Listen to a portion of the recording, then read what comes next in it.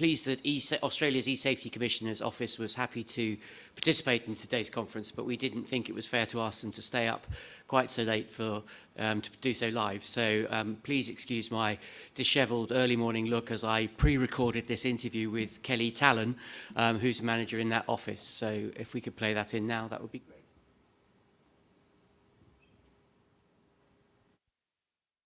Joined by Kelly Tallon, who is from the Office of eSafety in Australia.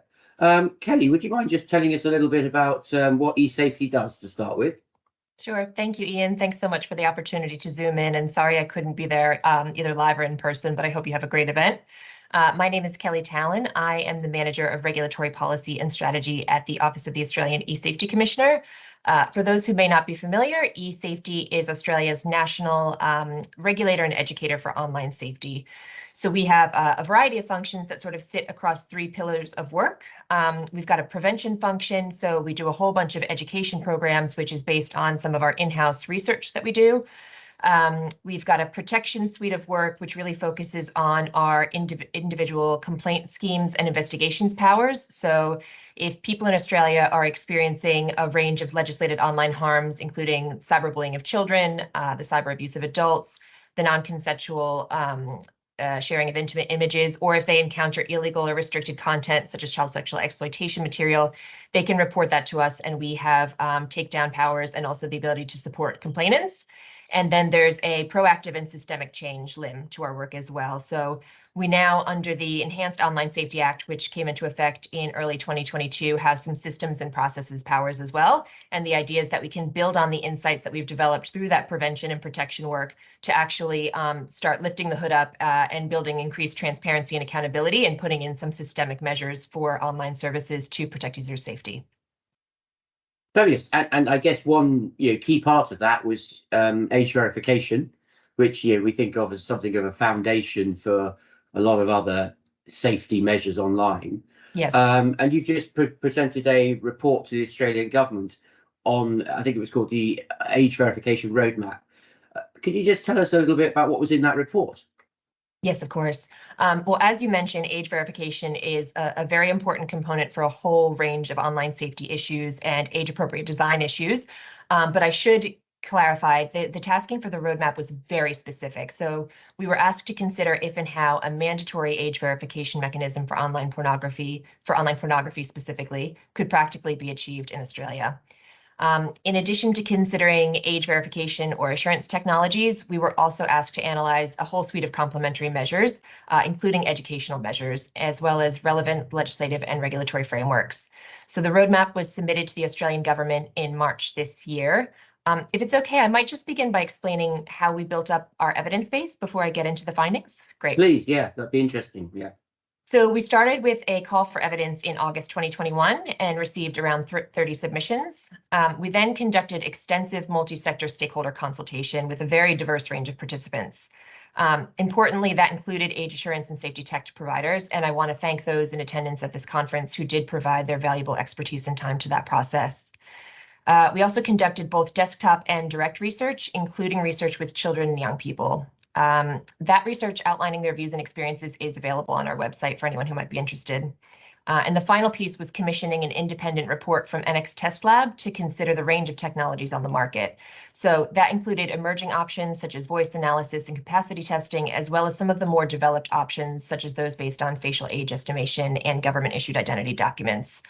In the interest of fairness and transparency, that independent assessment has been published in full, with notes about some of its limitations and alongside some of the responses we received from tech providers. So that's all available on the website.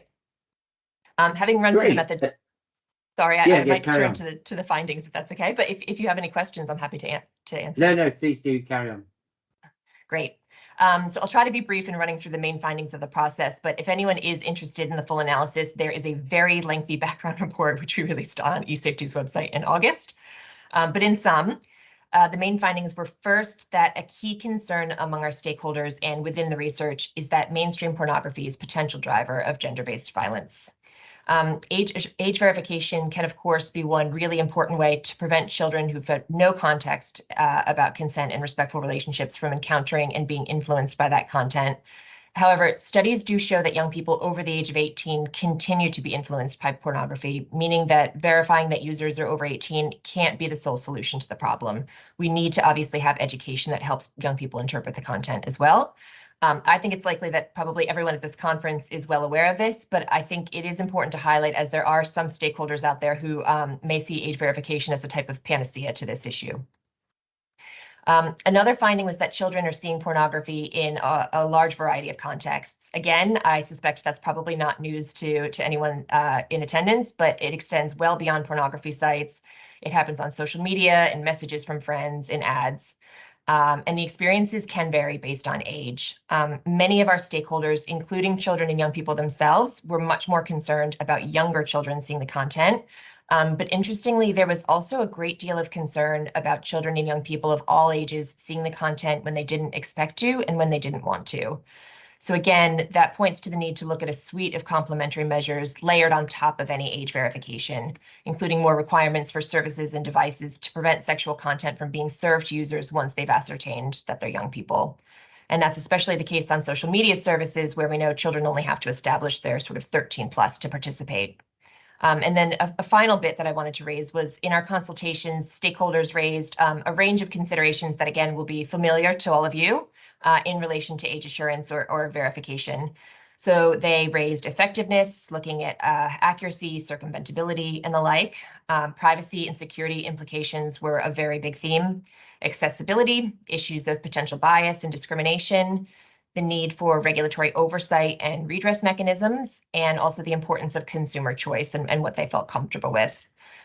They also noted a wide range of online services and businesses could potentially be covered by a mandatory mechanism. And so they raised concerns about cost and friction, lack of trust among visitors, lack of a level playing field, and various other potential unintended consequences.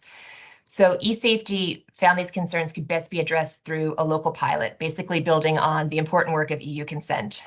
So we wanted to test an interoperable token-based system, much like yours, drawing on several different technologies and then involving the many different government portfolios in Australia that deal with the issues of privacy, security, human rights, and digital identity. We also put forward a whole range of other recommendations and next steps, which included a series of measures that could be considered through the development of the next phase of mandatory industry codes, which will focus on age inappropriate content like pornography. So I'll probably wrap up there and let you get on to the next question. No, I mean, it was a very lengthy report, a very good one. I think I would say we're not here to try to solve the problem of the impact of pornography on adults. Yeah. So that's probably for a different conference. But yeah, certainly, yeah, our focus is on children. So what was the government's response? The government responded to the roadmap on the 30th of August, and they indicated support for many of the recommendations and next steps. In relation to the proposed technology trial in particular, the government determined that eSafety and industry should proceed with the development of industry codes before giving further consideration to a potential pilot. I should note the pilot remains a longer term possibility, and that sequence also doesn't preclude age assurance measures from being considered as part of that codes process. Yes, because those codes are sort of voluntary, and they're drafted initially by industry, I believe, and then eSafety has the requirement to review those and either approve them or come up with your own in their place. Is that So, the process? One point of difference, they are not voluntary. It's a co-regulatory regime, and the idea is that industry associations representing the relevant industry sections are to draft them initially, working closely with eSafety based on our guidance that we put out. And then you're right, the process is that they come to the eSafety Commissioner. There's a legislated threshold in terms of whether or not appropriate community safeguards are provided. And the Commissioner then can make the decision as to whether to register, and they then become enforceable and mandatory for all of the industry participants in that section, regardless of where they're based in the world, or she can reject them. And I do have some talking points for our later questions, but in that first phase of codes, 6 of the 8 codes that were drafted by industry were eventually accepted and have been registered and will take effect 5 of the 6 later this year in December, the 6th in March next year. 2 of the codes have been rejected for not meeting that legislative threshold. And so we are currently in the process of drafting standards. I guess if you're not going to proceed with something like EU consent, let's call it Oz consent, what else are you expecting to happen in order to to take forward protection for children in Australia? Yep. So there is this codes process, as we've already been talking about. To provide a little bit of extra context about that, we mentioned that there's the current phase underway. So that first phase centers on the issue of child sexual exploitation and abuse material, terrorist and violent extremist content, stuff that is classified as a Class 1 material under our Act. This second phase, then, the idea was that we wanted to make sure that all of this work that was developed as part of the roadmap could inform that second phase of codes, which is why they've been split up. And so the subject matter will differ, but the process itself will look similar. And just for anyone who's not familiar, the Act calls for codes to be made for 8 sections of the online industry. So those are equipment, which is basically internet-enabled devices, ISPs, hosting services, search engines, app stores, social media services, gaming and messaging services, and then there's a bit of a catch-all category for other types of apps and sites referred to in our Act as designated internet services. So we've already kind of gone through what the process is around those codes, and we can come in a bit to the timing around those. But I did want to mention that there's actually already an existing expectation under the Online Safety Act's basic online safety expectations that services are meant to take reasonable steps to prevent children from encountering pornography and other high impact content. And that determination actually specifically mentions age assurance as one of the steps that can or should be taken. And we've just recently updated our regulatory guidance about the expectations in order to incorporate some of the lessons learned from the roadmap process. And we'd invite everybody to take a look at that guidance if you're interested. There's also a few That's other very areas. interesting. Oh, good. Sorry. No, I think I cut you off, but my final question, but by all means, finish what you were saying before, is do you think that the work we're doing here on EU consent can still be of help to the work you're trying to do in Australia? I think it can be massively of help. So we consider EU consent to be an exceptionally important proof of concept. The government's response to the roadmap did highlight that they'll continue to monitor global and industry developments to inform efforts into the future. And so I think from our perspective, the next phase of EU consent's evolution will be one of those key developments that we'll be monitoring and learning from. There's going to be a couple of opportunities coming up to feed those lessons into various consultation processes. So the Act requires that in the process of developing either codes or standards, there's a public consultation period. And so while the codes are initially developed by industry associations that represent those specific sectors that I mentioned before, there is a mandate for them to go out and consult much more broadly. And we really do want to make sure that age assurance and other technology safety providers, in addition to a whole range of stakeholders, are feeding into that consultation process. There's also the Online Safety Act calls for an independent review of the legislation to be conducted within 3 years of its commencement, and the current government has decided to move that forward so that it can be conducted in this term of government, which means in 2024. And so that's going to be another consultation process where we would invite people to come forward and share their views about the Act. But we really value all the insights of EU consent and its many stakeholders, and we hope to continue working with you to make the internet safer for children and young people. I might just mention one other piece that we are working on as a follow-up step, if that's okay. So Sure. as I mentioned at the start, obviously this work necessarily had to focus on the issue of children's access to online pornography, but we do know that age assurance is supremely important to being able to ascertain who's online so we can take appropriate steps to put in privacy and safety protections that are appropriate to their age and circumstance.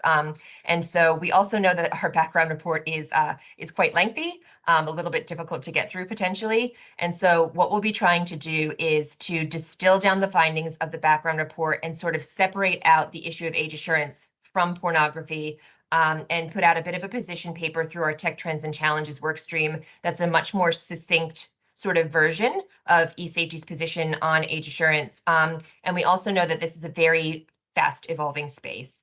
And so various stakeholders who have brought to our attention, for example, that NIST in the US, but we know that they're doing a much wider scale testing scenario than we were able to do as part of our roadmap of facial estimation technologies, and that some initial results will be out in December.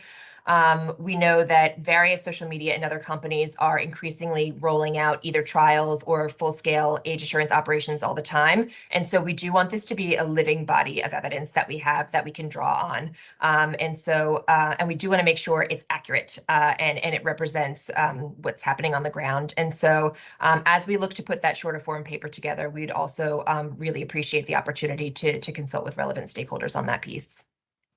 That's great. I mean, I think the testing for your report came with a bit of a health warning about a very small sample size, and Yes. NIST have already said that what they've seen already is an enormous step forward from when they last looked at this in 2014. So I think that will be better evidence for people to work from. Yeah, Look, great. Kelly, it's been fantastic talking to you. Thank you for giving up your evening to record this for today's conference. I'm sure we'll make sure people can get in touch with you through the eSafety's communications routes if they've got anything they want to follow up on. Absolutely. Please do feel free to reach out, and I hope you enjoy the conference. Lovely. Thank you very much. Thank you. The Australian eSafety Commissioner was in London 3 weeks ago, and we met up, and astonishingly, she said pretty much exactly the same stuff. Sort of suggests that they know what they're doing and they're talking to each other, which is good to hear. Ian, we had a question from before that you wanted we missed. There's one question coming on this, which is okay. going to have to be rhetorical because Kelly's not here to answer the question. But it's from an anonymous. Why was their sample size so low? And do they think that that was appropriate when not statistically significant to draw conclusions from? Because this has now been used to denigrate age assurance. So I think that's a comment as much as it's a question. So we needn't find an answer on their behalf. But I'm going to Australia in a couple of weeks' time and looking forward to speaking to lots of people and politicians on both sides about where they take age assurance next.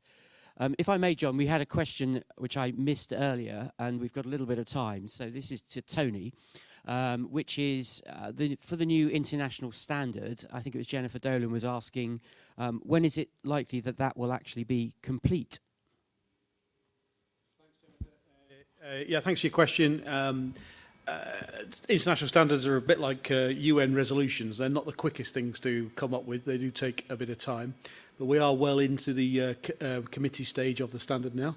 The kind of timetable from here is that the next working draft will be released at the end of this month, actually end of next month, end of November, so in about 1 month's time, and that will be out for a period of consultation with the national standards bodies, and then the committee will produce its draft called the CD stage in international standards at the end of April next year, and it will be voted on by the national bodies. We require 50 national bodies to vote in favour of it. So please warm up your national bodies to get their voting hands in. It then if it's accepted, we hope it is. Obviously, if there are the member bodies want more amendments, then we have to deal with that. But if it is accepted, it then goes into a final drafting, a draft international standards stage. At that point, it's largely set. At that point, we're nothing substantial will change in the document. It might have a bit of dotting the I and crossing the T and tidying up of the document. So my expectation is that from around about June next year, we will have a pretty set international standard, and it will actually be finally published in April 2025 as what I think will be ISO 27566 2025. And when could companies start to be certified against it again? Well, we don't have to actually wait for the standards to happen. So what we as the HX certification scheme are doing is we are currently certifying against something called BSI PAS 1296, which some may have heard of, which is a British standard that was developed a few years ago. We are going to phase that certification out over the course of this next year, and we will start to phase in the ISO 27566 standard. Now, we don't actually require the standard to have passed to be able to do that, because we can build a certification scheme around what we know is in there. But in order to get that accredited through the national accreditation bodies, the standard will have actually had to pass. There's going to be a bit of a transition over the course of the next year. Thank you. John.